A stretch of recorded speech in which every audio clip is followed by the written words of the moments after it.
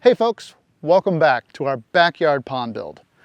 Recently there have been a lot of new viewers and subscribers to the channel, it's awesome and very humbling. And lately in the comments, I've been getting a lot of questions asking for a pond progress update.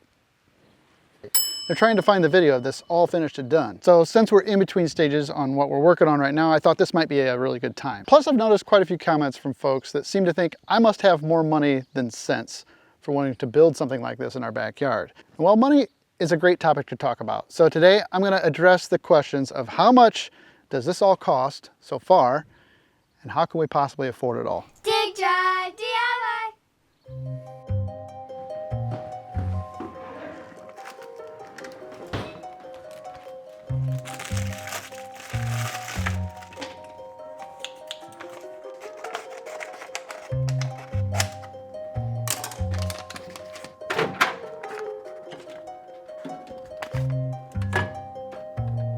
It's simple, really. My wife and I were born rich, even though both her parents and mine raised their families on a modest, average middle-class income. Kara's father worked on the railroad, and my dad was an electrician. Both her mom and mine stayed home to raise the kids. Nobody was wealthy, but we had all we needed, and we learned a lot about how to get what we wanted. Here we are, finally starting to paint the living room. Got the carpet all torn up. Here's Neil planting the first tree. Growing up, there were three basic principles about money. Number one, don't buy something you can't afford. Number two, getting something free, cheap, or secondhand is not beneath you. And number three, if you want extras, you're gonna have to work for it. So yeah, like many newlyweds, when we got married 20 years ago, we didn't have much. We managed to snag this old, well-used farmstead just across the field from where I grew up, and we've been fixing it up and calling it home ever since. You do what you can to get by when you're starting out, and there was never really any extra money. I worked a lot of weekends driving a milk truck while also excavating and finishing college during the week. Kara was the one with the benefits, and she took care of the majority of our bills with her job at the bank. The only thing we owed money on was our mortgage, which we also used to finance our remodeling project in 2006. That's about all we could afford, really. In our 2 decades of marriage, we've never taken on a car payment or carried a credit card balance. No cable TV and no Starbucks runs. We drove cheap vehicles that I could keep running myself, and eventually we'd save up a little money here and there, and then we could upgrade to just a little bit better beater. That's how we upgraded and improved everything. We'd save up a chunk and only spend what we had saved to buy or build something new. Aside from not making car payments, the best strategy for saving money and still getting stuff you want is finding things that are free, cheap, and used. We have mastered the art of repurposing and reusing, and I've developed a reputation as a guy that will take just about anything if it's free. We've learned how to find good deals too. You got to be patient, know where to look, and most importantly, be ready to pounce when the opportunity comes your way. It hasn't always been easy, but if you have goals and you're willing to put in the work, the finances will seem to find a way to work themselves out if you stick to the 3 principles. So having said all that and knowing how much we've worked to get where we are today, you can understand how reading some of these comments could be upsetting. But if you're going to make content, you've got to have some thick skin. And I always try to give people the benefit of the doubt because, well, they just don't know what's possible when you do as much as you can yourself and you've had a history of doing this kind of work. Well, cost is really a great topic to talk about because a lot of people don't really understand how much something like this does cost. So first of all, I already had a lot of the equipment I was going to need to dig this. I had a backhoe and a couple dump trucks. Yeah, you could say I had to buy those up front, but let's be honest, if I tried to sell them now, I'd get most of my money back. So that's kind of a net zero in my mind. I also borrowed my father-in-law's mini excavator and I borrowed my cousin's bulldozer. So really my only expenses in digging it are in fuel, and that was around $400. My next biggest expense was in the rock that we put around the top and here in the beach. The number 4 crushed limestone around the top, I hauled it myself with my dump truck, and counting the fuel, it was about $250 a load. There was 4 of those, so that's another $1,000.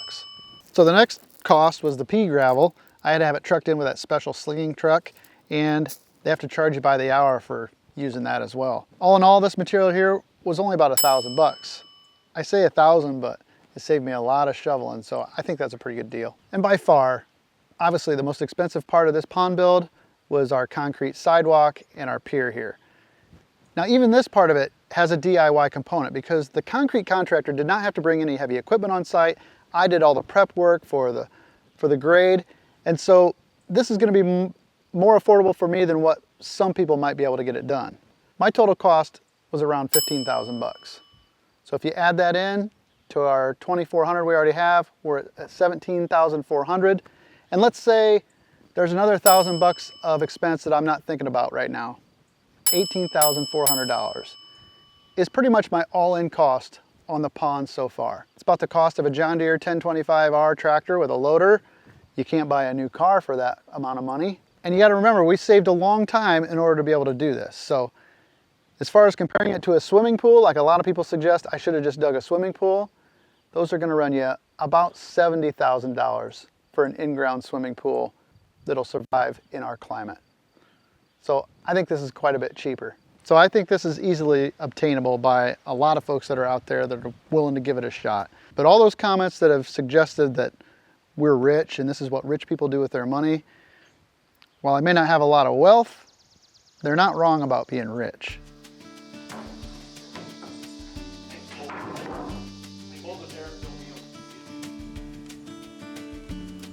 One of my favorite filmmakers, Van Neistat, said, "The debt we owe our parents, we pay unto our children."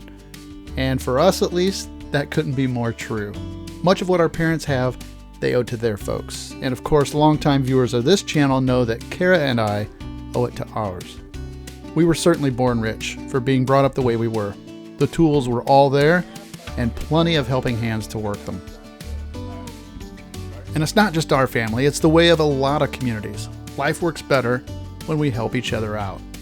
And as far as money goes, there's still a lot of it out there. Yeah, things are more expensive these days and we can all feel it, but there's also a lot of opportunity to be had. So just remember, for most of us, it takes time. This microwave is actually a perfect example of all the stuff that we've talked about in this video because, well, in 2002, before we were married, we needed a microwave for this house. And I went to a pawn shop and found that for about 30 bucks. And even though we still have to trim the ends of the popcorn bags off to make them fit in there so they don't get stuck on the turnstile, I can't bring myself to get rid of it because it still works. It still does the job.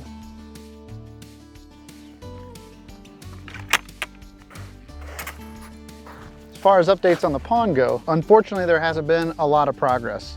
We've got some rainwater in it, as you might have seen, and at least that was all free, but I haven't had a chance to try for another well yet. Although, I got some ideas for that, so stay tuned. I'm also talking to a guy that's gonna hopefully help me out with a filtration idea, a filtration system. We're still working out the details on that too, but yes, it will have filtration, aeration, something to keep the algae down and the water fresh and clean. So that's in the works. The next thing I have to do is I'm gonna start filling in around the sidewalk, backfilling for preparations for seeding the grass. And I'm hoping to do that before September so that it gets a chance to get established this fall. So there's a lot more to come on the pond, and we've even got some patio ideas and things we wanna do landscaping wise, but I guess the best thing I could do right now is just sit around and wait, read some comments.